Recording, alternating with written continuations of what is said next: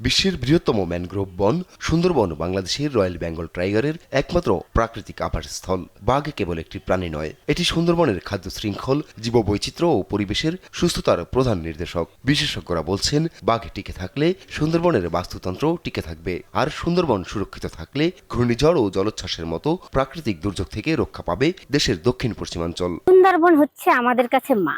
উপকূলীয় এলাকায় সুন্দরবন আছে বলে আমরা এখনো ঝড় বৃষ্টি বন্যা থেকে বেঁচে আছি। বাঘ সুন্দরবনকে পাহারা দিচ্ছে, আবার সুন্দরবনও যদি না থাকে বাঘের আবাসস্থলও থাকবে না। যদি বেঁচে থাকতে হয় তাহলে তা অবশ্যই তার বাস্তুতন্ত্র ফিরিয়ে দিতে হবে।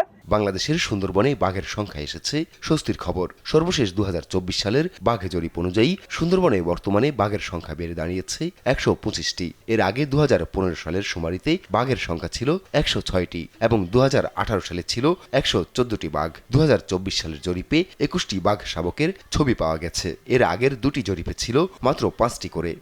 125টি বাঘ রয়েছে সুন্দরবনে। সুন্দরবন যদি সুরক্ষিত না থাকে তাহলে বাঘ কিন্তু বসবাস করতে পারবে না, বাঘের আবাসস্থল নষ্ট হবে। সংশ্লিষ্টদের মতে বনাঞ্চলে নজরদারি বৃদ্ধি, ক্যামেরা ট্র্যাপ, স্মার্ট পেট্রোলিং এবং বন রক্ষায় স্থানীয় জনগোষ্ঠীর সরাসরি অংশগ্রহণের ফলেই বাঘের সংখ্যায় এসেছে ইতিবাচক পরিবর্তন। তবে সংখ্যায় স্থিতিশীলতা আসলেও রয়েছে জলবায়ু পরিবর্তনের প্রভাবে আবাসস্থল ধ্বংস, মানুষ বাঘ সংঘাত এবং আন্তর্জাতিক বাজারে অঙ্গ প্রত্যঙ্গের চাহিদার কারণে সংগঠিত চোরা শিকারীদের অপতৎপরতার চ্যালেঞ্জ। এর আগে দেখেছি অনেক বাঘ মারা হয়েছে।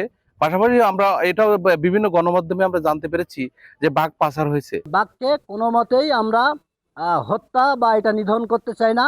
এটা বন্ধের জন্য সর্বোচ্চ উদ্যোগ এবং সহযোগিতা সরকারের পক্ষে নিতে হবে।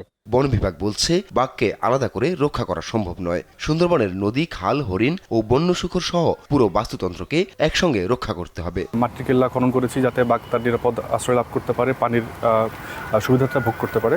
এছাড়া নাইলন ফেন্সিং করা হয়েছে, আমাদের সাতক্ষীরা রেঞ্জে 26.5 কিলোমিটার নাইলন ফেন্সিং করা হয়েছে, যার মাধ্যমে আমরা আশা করছি বাঘ মানুষের দ্বন্দ্ব অনেকটাই কমে আসবে। তো আমরা আশা করছি যে এই সকল পদক্ষেপের ফলে সুন্দরবনে বাঘের আবাসস্থল আরও নিরাপদ হবে এবং বাঘের বংশবৃদ্ধি সেটা নিরাপদ হবে। বাঘ শুধু জাতীয় গর্বের প্রতীক নয়, এটি একটি সুস্থ বন ও টেকসই ভবিষ্যতের প্রতীক। প্রাকৃতিক দুর্যোগের বিরুদ্ধে দেশের পরিবেশের প্রতিরক্ষা দেয়াল সুন্দরবনকে বাঁচাতে হলে বাঘের নিরাপদ আবাসন নিশ্চিত করা জরুরি। আপন অপু, নিউজ ডেস্ক, দেশ টিভি।